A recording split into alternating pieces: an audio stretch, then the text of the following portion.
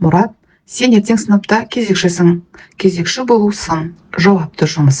Сыныптың тазалығы үшін, тәртібі үшін, барлық сынып үшін сен жауап бересің.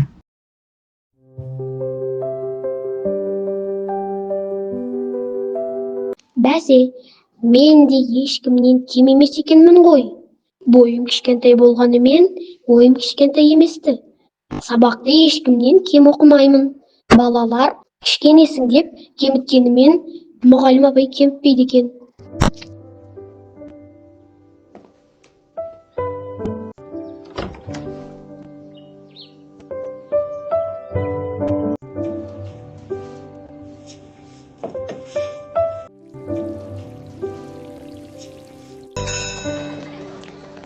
Мұрат, орныңа отыра ғой.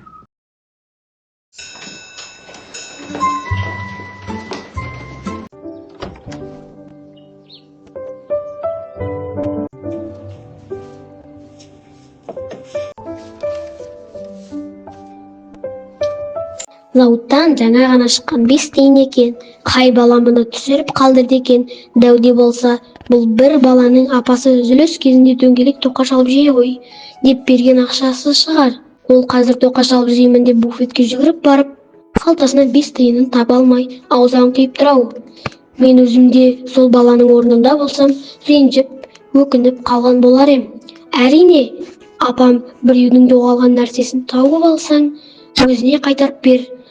Ол саған риза болып алғыс айтады дейтін. Қазір менде 5 тиынын есінің өзіне қайтарып берем.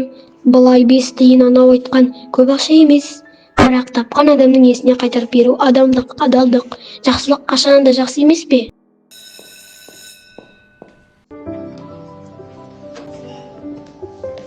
Апай, класты тазалап жүргенде парта астынан мына 5 тиынды тауып алдым. Балалар, мына қолымдағы Мұрат тауып әкеліп берген 5 тиын 5 сом емес, 500 сом емес, 5 тиын ғана. Нақ осы жерде бұл 5 тиынның бағасы 5 есе, 10 есе, 100 есе асып тұр. Осы кереметті 5 тиын кішкене ғана бір адамның көңілінің түбінде көзге түспей жатқан алтындай асыл адамдығын бәріміздің көзімізге жарқ еткізіп көрсетті. Осы кішкене ғана Мұраттай адал болыңдар. Адалдық адамның адастырмайтын, абыройға жеткізетін алтын туы.